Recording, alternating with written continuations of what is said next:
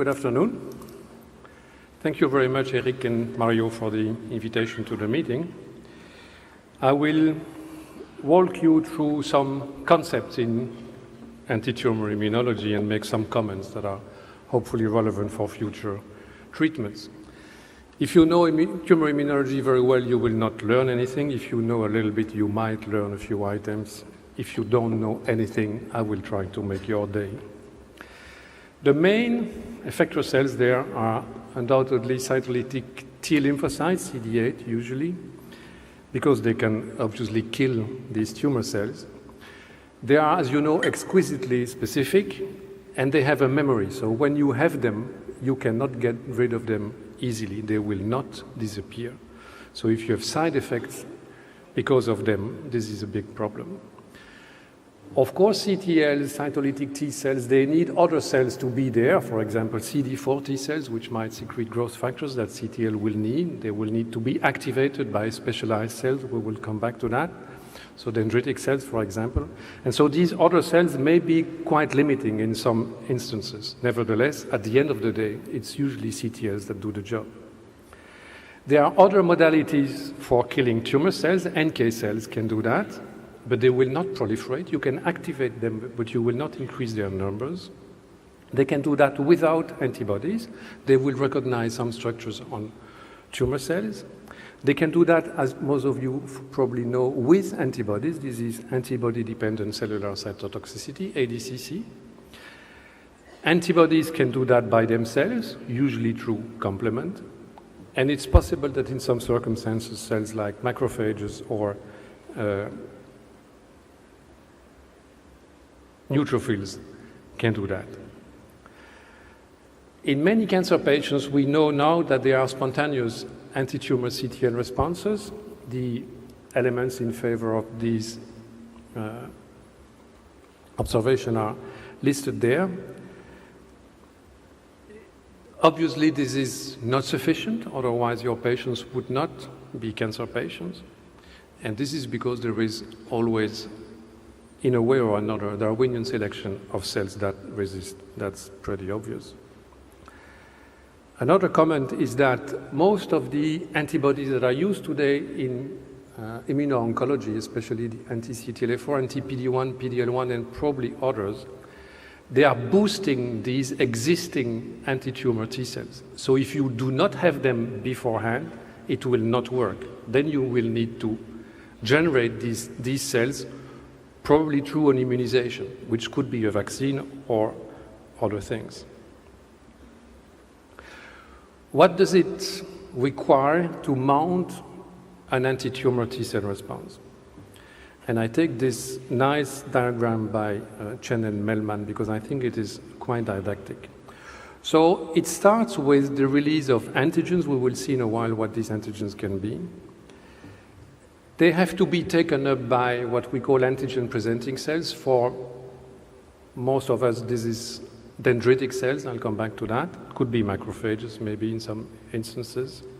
These cells will travel to the draining lymph node, or possibly to the spleen, where they will encounter naive, so not yet stimulated, T lymphocytes.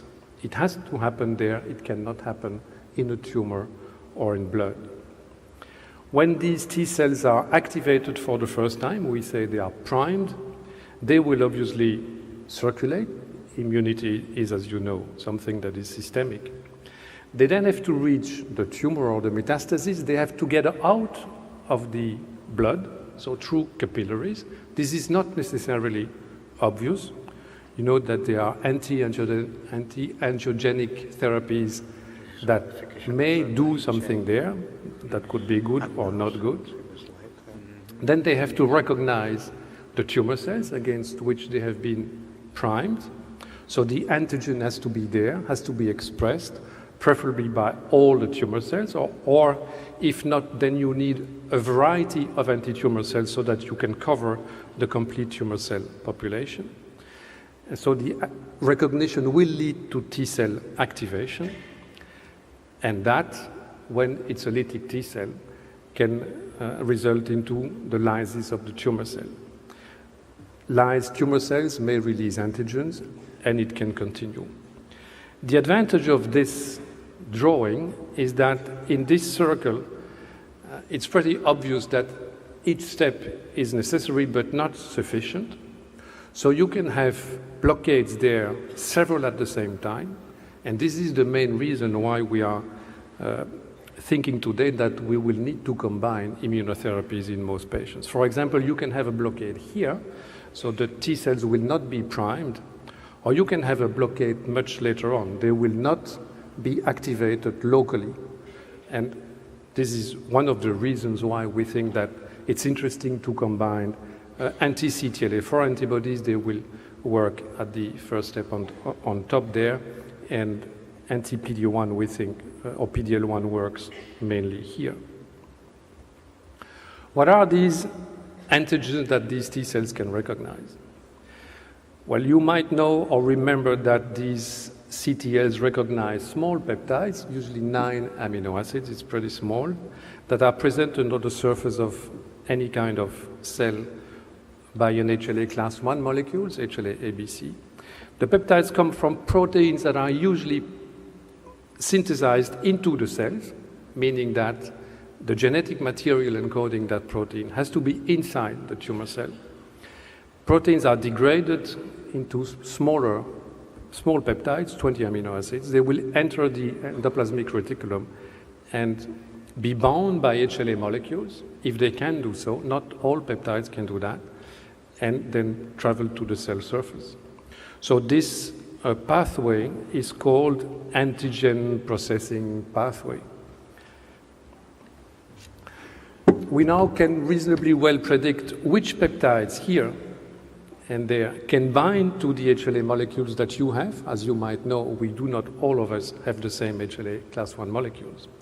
However, what we cannot not yet very well predict, that's the least I can say, is which peptides derived from proteins or from genes will, at the end of the day, be at the cell surface. So this pathway here is not yet easy to predict. What are now these tumor antigens that CTLs recognize? Well, you cannot not have heard of these, so the so-called neoepitopes. So these are mutated peptides. Actually, it's the genes that are mutated. I don't have to tell you that you have point mutations in tumors. In some instances, a small peptide that contains the mutated residue can be presented at the cell surface. Now, the mutated residue itself can be recognized by the T cells, or it is not recognized, but it is necessary for binding to the HLA molecule. So these are the two situations, I've lost the pointer, the two situations that are depicted here. Of course, these things are absolutely tumor specific, so they are absolutely perfect for what we wish to do. However, they are, for most of them, almost all of them, different from one tumor to another because they are derived from passenger mutations. I'm in a GI oncology meeting, so you know this. So the number of mutations, so these point mutations, single nucleotide substitutions, these numbers vary, of course, from one tumor type to another. The tumor type with by far the largest number is, as you know, MSI positive colorectal cancer. The not MSI positive are here. So there is an enormous difference. So it means that if you have a tumor of this type, the tumor cells are likely to have more different antigenic peptides of this type, mutated, at the cell surface.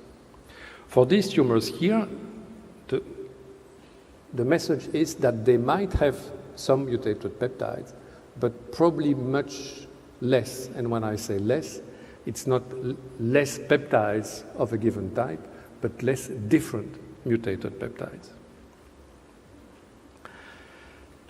If you do a prediction of the mutated peptides that could bind to HLA molecules on a given tumor cell and elude the peptides from the surface of tumor cells, some groups can do that, and identify them, you observe that only 5% of the mutated sequence that we can predict are actually displayed at the cell surface. Of course, maybe our tools are not yet sensitive enough. We for sure know that CTLs are still more sensitive than these mass spectrometers, but we do not know how big the difference is. Only 5% of the predicted peptides are really antigens on the surface. So I say antigenic, and antigenic meaning I have enough of that on the surface for T-cell recognition. Otherwise, it's very interesting, but you don't care because the T-cells will never see them. So it's not necessarily because you have many mutations that you have 100 mutations that you necessarily have 100 antigens, different mutated antigens at the cell surface. Far from that.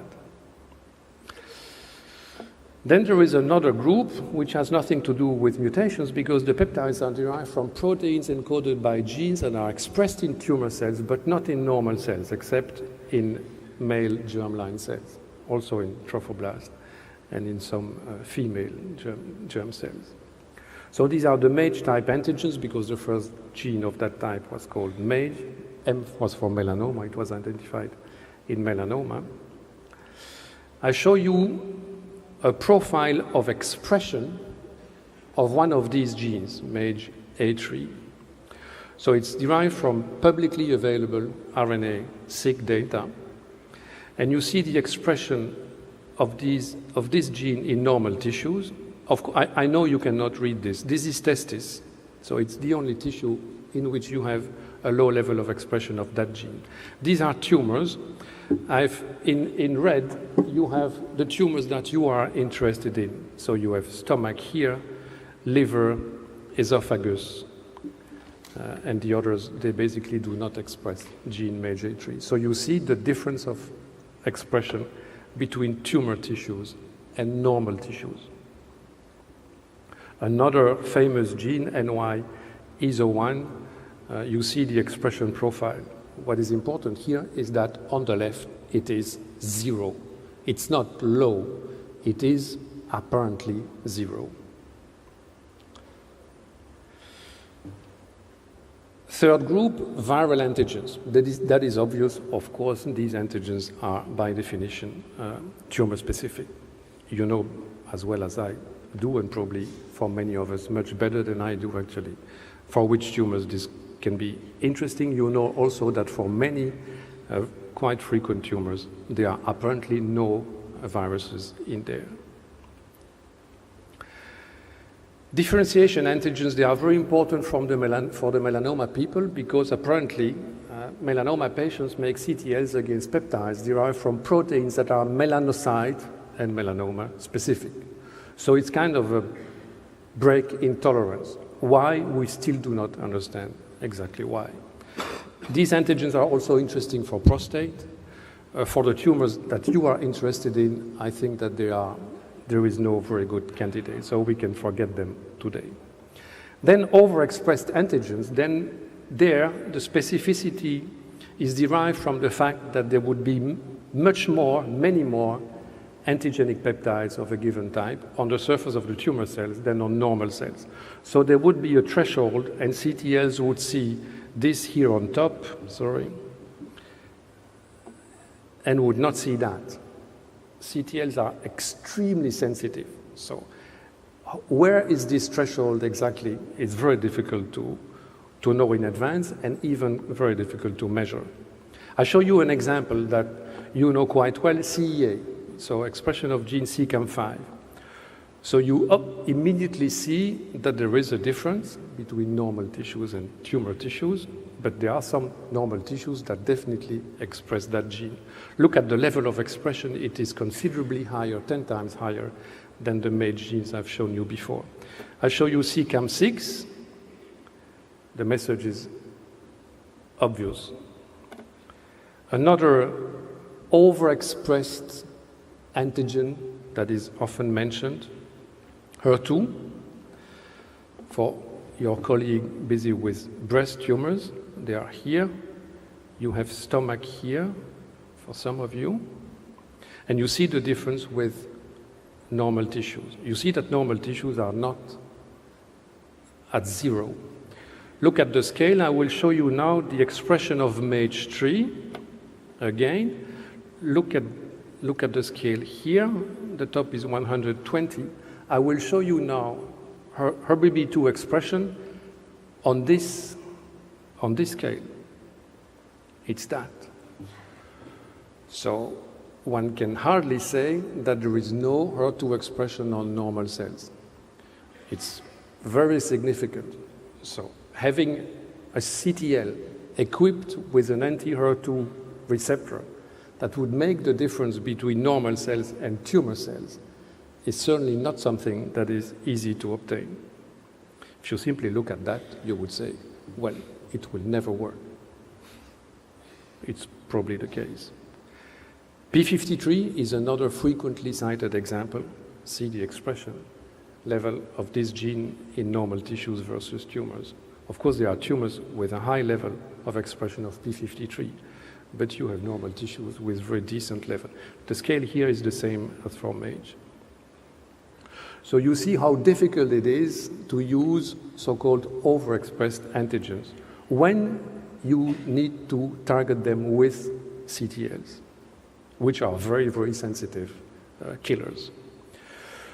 So in here, what is important is that you have some antigens that can really be tumor-specific, or at least they have a very high tumor specificity. And then you have others that have a low tumor specificity. And I think for some of them, they are not tumor-specific at all. So when you read about that or listen about that, be very careful. Now I will go with you into the coreceptors. This is the life of a normal T cell. It's naive to start up with. Then it recognizes its antigen HLA plus peptide for the first time. It's primed. Then it will proliferate enormously, and very, very, very quickly. You can have 20 divisions in 20 days. 20 divisions, that mean you have an amplification of 1,000,000-fold. And then it will acquire effector functions. CTL will become lytic, and it will kill the cell presenting the antigen. Well, actually, it's a bit more complex than that, because for priming, you need another receptor, which is a co-receptor called CD28. It binds a ligand that was discovered on B lymphocyte. This is why it's called B7, which is present on some cells only, B cells, macrophages, dendritic cells. You need that for priming. Without CD28 and B7, you have no priming. Why is that so complicated? Well, the result of this is that the control of T-cell priming is given to dendritic cells, or at least cells that express B7. So that is the purpose. You cannot prime a T-cell with any kind of cell in your body. This is much too dangerous. So it is only special types of cells that can do that. So this is why it's like that. After a few hours, an activated T cell, not only a CTL, this is true for all T cells, they will express on the surface another molecule, CTLA4, you know that one, which is also binding B7, but with a much higher affinity than CD28. So CD28 is outcompeted. It does not co-stimulate anymore. You see, this co-stimulus has disappeared. So it slows down T cell activation, decreases T cell activation. This is just normal. If you do not have this system, you have autoimmunity. So this is needed to tune down our T cell activation machinery. At a later stage, we have a similar system that uses another receptor called PD-1, the ligand of which is PDL1 or PDL2, and it does the same thing. It decreases T cell activation after a few hours. Again, without PD-1, at least in mice, you have autoimmunity issues and a lot of tissue inflammation because you have too many activated T cells there. Here there is something that is important for what is done with anti-PD-1 blockade in patients, is that activated T cells, most of them produce interferon gamma. so do NK cells. And interferon gamma activates, stimulates PD-L1 expression. So you see that you have an automatic system here. When you have activated T cells somewhere, you will have PD-L1 expression on cells around the activated T cells. On some tumors, you have PD-L1 expression to begin with, before the arrival of T cells, so constitutive. These cells will be resistant, more resistant to T cell attack, because T cells will immediately be less well stimulated. So this is a general system. So when you have a T cell recognizing an antigen somewhere, today a tumor antigen, you have this interaction here, which is absolutely required. Without this, you have nothing. But on top of this, you can have stimulatory coreceptors, so CD28, but we have others for you. So they will co-stimulate, and receptors that are inhibitory coreceptors, CTLA4, PD-1, and there are others.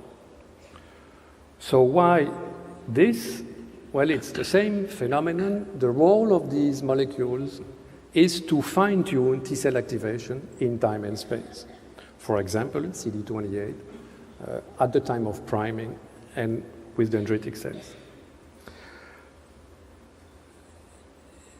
Look at this. So the activatory coreceptors, they work on the T cells, except this one. So CD40, anti-CD40 antibodies are in phase 1 now. What is happening here is that CD40 is activating the antigen-presenting cells. It is increasing peptide processing and HLA expression, and it is also stimulating CD80 and CD86, so the positive co-stimuli expression. So actually CD40 acts as a co-stimulatory receptor on the antigen-presenting cells and not on the T cells themselves. Now, what you are working with, at least some of you, are antibodies that are either agonistic and acting directly on these molecules, activating the T cells or the dendritic cells for anti-CD40, or blocking antibodies that will prevent interaction of these receptors with their ligands. And usually the antibodies act on the receptors, but they can act on the ligands, which is the case, as shown here, for anti-PD-L1 antibodies. Anti-CTLA4, we think, works mainly here at the level of priming, for reasons that I've shown to you, even though it's less simple than that today because of Tregs. Anti-PD-1, PD-L1, they act more here, so they act at the step of tumor cell killing or tumor cell recognition by T cells. So what are you actually using today? Well, these immunostimulatory antibodies, I've mentioned them. You know these results better than me. You see that there is here a biomarker, which is the number of mutations in these tumors. So if you have mismatch repair deficient tumor cells, you are more likely to benefit from this. Most probably it's not fully demonstrated, but it's obviously the explanation, because you have more distinct, different antigens on these colon carcinoma cells. Then there are other types of immunostimulatory antibodies that are coming, which are bispecific antibodies. The prototype is, well, one type of prototype is here. So one arm of the antibody is linking the T cell receptor, and because there is some cross-linking, the T cell receptor will activate the T cell, whatever the specificity of this T cell. So all the T cells, possibly, will be activated. So it's an enormous number. CD8, CD4, lytic, not lytic, producing interferon gamma, producing IL-2, IL-4, everything. So you have an enormous inflammation if you do that. And the other arm is recognizing something on the tumor cell. Then you will have some T cells that will be lytic. A version of this is shown here. It's a simplified antibody, so you do not have the Fc portion anymore, but this bridging concept is the same. So bispecific T cell engagers binds. So several of them are coming now in the clinic. You preferably target something on the tumor cell that is tumor specific, even though these antibodies are not as nasty killers as CTLs. Adoptive T-cell therapy, this is obviously something that works quite well. It's interesting at these stages. So at different flavors, so you take directly the tumor-infiltrating T cells that are CD8 and tumor-specific, amplify and give them back. This has been pioneered by the group of Steve Rosenberg and others, but mostly Steve's group. Now it's possible to give a new T cell receptor to the T cell. So you decide which receptor you wish to have. It's kind of gene therapy, or you use CAR T cells. So this is a recent result with adoptive transfer of T cells that will recognize HLA plus a mutated peptide. It's an interesting mutation here, KRAS, single patient, but it's a very interesting result. These are T cells a few years back that recognized a peptide from CEA on an HLA-A2 molecule. Well, okay, you had some tumor cell destruction, but nasty colitis. For obvious reasons, I've shown you why.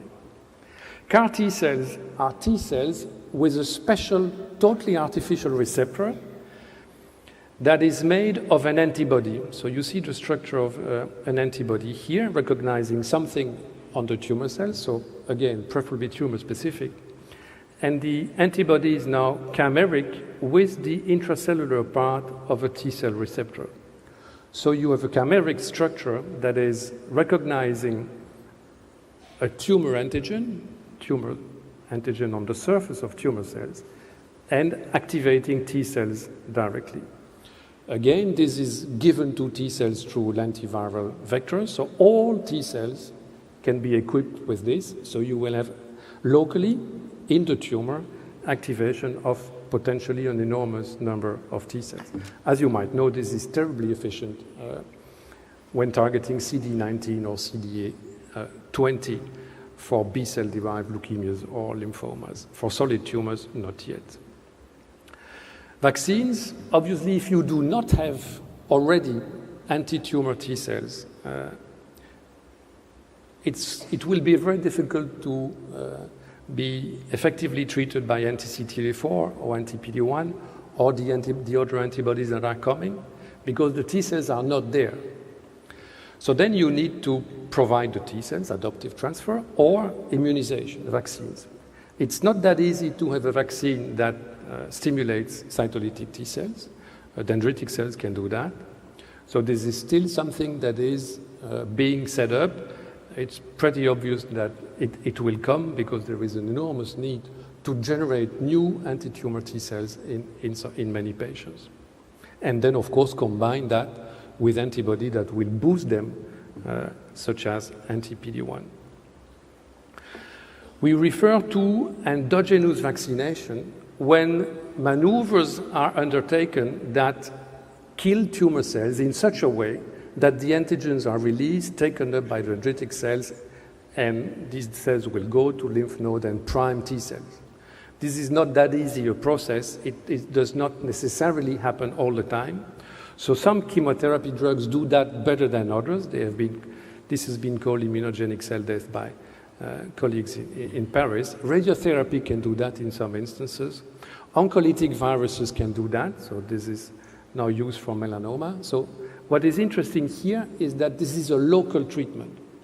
And it makes a lot of sense to do many of these treatments locally because it is there that the problem is.